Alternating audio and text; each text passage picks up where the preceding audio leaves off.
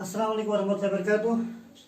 Hope by the grace of Almighty Allah that you all are fine. As you know that we are in touch with the chapter that is Akbar, and in the last lecture I have already discussed about the administration of Akbar. And inshallah by the grace of Almighty Allah, today I am taking it as one more topic, that is land revenue system of Akbar. तो आज हम इंशाल्लाह बात करने जा रहे हैं about the land revenue system of Akbar. तो जो अकबर था, मैंने आपको पहले ही बोला था, he said that mere conquests will not help me to build a vast and peaceful empire. कॉन्क्वेस्ट्स की वजह से शबाश मैं एक वास्ट या एक पीसफुल एम्पायर नहीं बना सकता हूँ। तो for that very purpose he developed a good administration, he developed A sound administration, जिसकी वजह से इसने अपने एम्पायर को एक्सटेंड किया है, इसने अपने एम्पायर को स्प्रेड किया है। तो इंशाल्लाह यहाँ पे हम जानेंगे कि that what was done by Akbar as far as land revenue system is concern. समझा? तो ये कहा जाता है जो अकबर था, he was not only a conqueror, ये बस एक कॉन्करर नहीं था, but he was a great administrator. ये क्या था? ये ग्रेट एडमिनिस्ट्रेटर था, and he set up an excellent land revenue system. उसने क्या रखा है? इसने एक एक्सलेंट शाबाश लैंड रेवेन्यू सिस्टम तैयार किया था। किसने? अकबर ने एक एक्सलेंट लैंड रेवेन्यू सिस्टम तैयार किया था। यू नो इट वेल, जो उसका लैंड रेवेन्यू मिनिस्टर था, जो अकबर का दीवान आला था, जो मैंने पहले बोला था, that was Raja Todarmal. Raja Todarmal, he was the revenue minister of Akbar. ये अकबर का क्या था शबाश? ये अकबर का रेवेन्यू मिनिस्टर था। एंड वन मोर पॉइंट जो आपको यहाँ पे याद रखना है, as far as land revenue system is concern, ये कहा जाता है that Akbar followed the pattern, Akbar followed the path of Sher Shah Suri, he followed the footsteps of Sher Shah Suri. जैसे शेर शाह सूरी ने भी अपने लैंड को कुछ हिस्सों में तकसीम किया था, the same thing was done by Akbar. That's why sometimes Sher Shah Suri has been termed as the forerunner of Akbar. उसको कहा गया था फोररनर ऑफ क्या? Akbar. Akbar followed the footsteps of Sher Shah Suri as far as land revenue system is concerned. फिर he was being forced, after that he was forced to amend it, फिर उसको ये amend करना पड़ा, चेंज करना पड़ा because of the market fluctuations, क्योंकि market में चेंजेस आए थे, जिसकी वजह से अकबर ने फिर अपने लैंड रेवेन्यू सिस्टम को अमेंड किया है, चेंज किया है। तो यहाँ पे हम इंशाल्लाह बात करने जा रहे हैं that what was the land revenue system that was carried by Raja Todarmal. Raja Todarmal ने कौन सा लैंड रेवेन्यू सिस्टम तैयार किया था? Got it? तो it is said that the land revenue system that was carried by Raja Todarmal was termed as zabti system. इसको कहा जाता था ज़ब्ती system.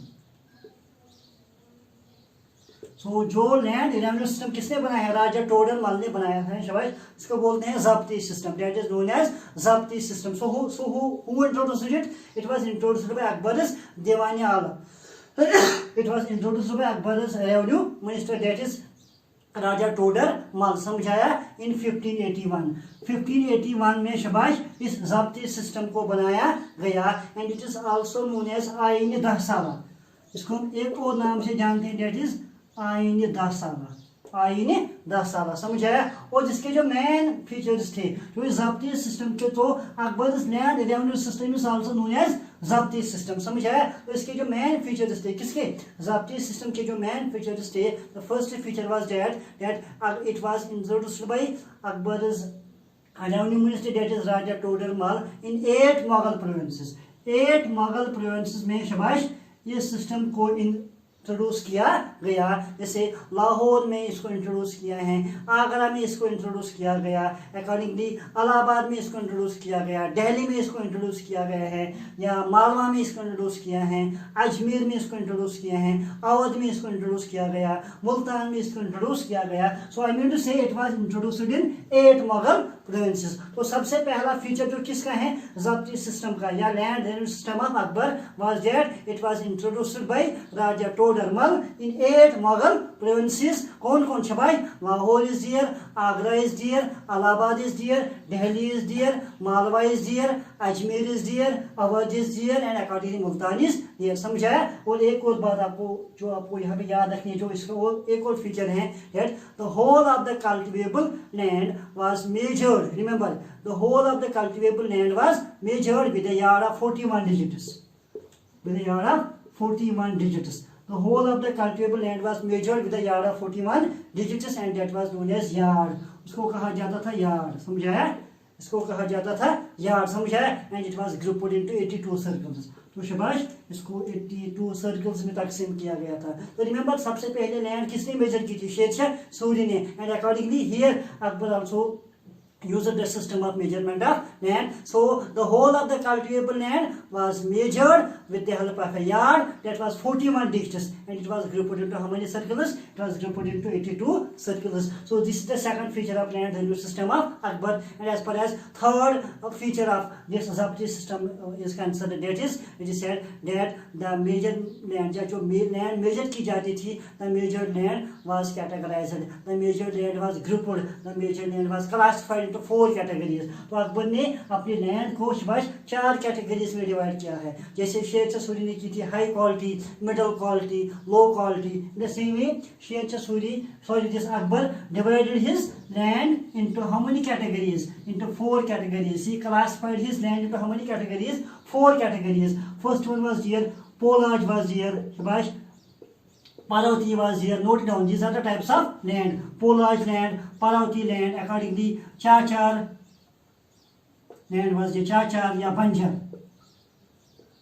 So these were the 4 categories of land as far as Akbar's land revenue system is concerned. So Polaj land was very much fertile. It was giving crops every year. ये हर साल फसल देता था accordingly. Then there was Parvati भी overall fertile land थी. इसको 1 साल के लिए फॉलो रखा जाता था, फिर नेक्स्ट ईयर ये फिर से fertile बन जाती थी. Then there was Chachar, so it was being cultivated once in 3 years या once in 2 years. Accordingly Banjar land was here. तो it hardly could give any crops. तो बंजर लैंड ज़्यादा क्रॉप्स के लिए यूज़ नहीं की जाती थी. सो अकबर ने क्या किया है? Akbar is land revenue minister Raja Todarmal. He divided his land revenue system into how many categories? 4 categories. Polaj, parauti, chachar and banjar. And accordingly then he was fixing the land revenue. तो फिर लैंड रेवेन्यू फिक्स किया जाता था. जैसे he was charging in the first 2 categories of land, he was charging 1/3.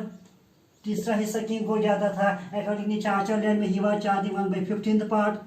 15वां हिस्सा king को जाता था. और अकॉर्डिंगली इन द बंजर लैंड ही वाज चार्जिंग 1/26%.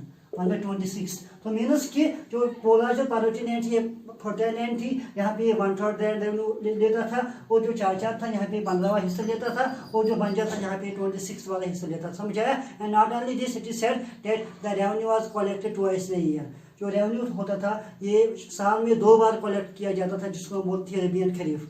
अगर अपनी जियोग्राफी में पढ़ा भी होगा, रबी क्रॉप्स एंड खरीफ क्रॉप्स. तो शाबाश, इसको साल में 2 बार क्या किया जाता था? इसको साल में 2 बार कलेक्ट किया जाता था. और not only this, one more point, it is said the revenue जो था, the revenue was received by the headman of the village. जो विलेज का मकदम होता था वही रेवेन्यू को कलेक्ट करता था. Got it? And one more point जो आपको याद रखना है यहाँ पे, मेहरबानी करके ये याद रखिए जरूरी, डेट रिमिशन मीन्स माफ. Remission was given to the farmers when crops were destroyed by soldiers. तो अगर कभी कभार जो सोल्जर्स होते थे वो क्रॉप्स को नुकसान पहुंचाते थे, तो उस टाइम जो फार्मर्स थे उनको लोन माफ़ किया जाता था, या कभी कभार उनको रेवेन्यू भी माफ़ किया जाता था. समझाया? या sometimes they were been given the तकावी लोन्स. कभी कभार उनको शाबाश तकावी लोन्स भी दिए जाती थी in order to improve their land. अपने लैंड को इम्प्रूव करने के लिए, अपने लैंड को ज़्यादा फर्टाइल बनाने के लिए Akbar used to give them तकावी लोन्स. तो उनको लोन्स भी मिलते थे so that they can improve the quality of their land. And one more point जो आपको यहाँ पे याद रखना है, that it is said that land revenue could be given in kind as well as in cash. तो जो चाहता था फल ही दे सकता था, जो चाहता था कैश दे सकता था. तो अकबर हैज़ मतलब चॉइस टू पीसेंट्स. तो अकबर ने अच्छी तरह से पीसेंट्स को क्या दी थी? चॉइस दी थी that you can give your land revenue either in cash और इन काइंड. और वन मोर पॉइंट, जो मतलब मेन मेथड्स अपनाए थे किसने? राजा टोडरमल ने in the collection of revenue. जैसे उसमें पहले आता था, अगर आपने सुना है, kankut. It was one of the most important methods in the collection of revenue. Kankut में क्या किया जाता था? It is said that in the कानकूट या under this system rough estimate of the standing crops were being made. तो जो standing crops होती थी ऐसे estimate लगाया जाता था and then accordingly state share was fixed.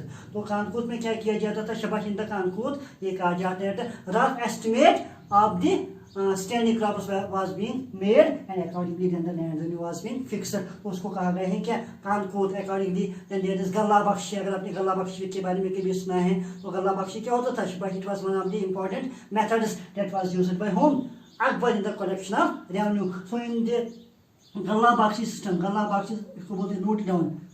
गल्ला बख्शी system में क्या होता था? It is said that the state share was fixed. The state share was fixed after the corn was obtained from the crops. तो जब क्रॉप से फल निकाला जाता था, जब फल तैयार होता था, जब सब कुछ खत्म होता था, जब फल भी निकलता था किससे? क्रॉप से. जब फल अच्छी तरह से निकलता था उसके बाद फल को देख के अकबर लैंड रेवेन्यू फिक्स करता था. उसको बोलते हैं क्या? गल्ला बख्शी. Got it? या अगर आपने कभी सुना है खेत बताई वाज दियर. खेत बताई वाज दियर. तो खेत बताई में क्या किया जाता था? It is said the government accept the produce of certain number of fields as it is share. कभी कभार गवर्नमेंट कुछ फील्ड से लेता था, that it is our share. तो उसको बोलते हैं खेत बताई. उसको बोलते हैं क्या? खेत बताई. या वन मोर मेथड ज़्यादा आप कहने की जरूरत नहीं. नासक सिस्टम वाज दियर. नासक सिस्टम की वजह से भी अकबर ने एक मेथड यूज किया जिसकी वजह से लैंड रेवेन्यू को कलेक्ट करता था. So this is all about the land revenue system of Akbar. Thanks.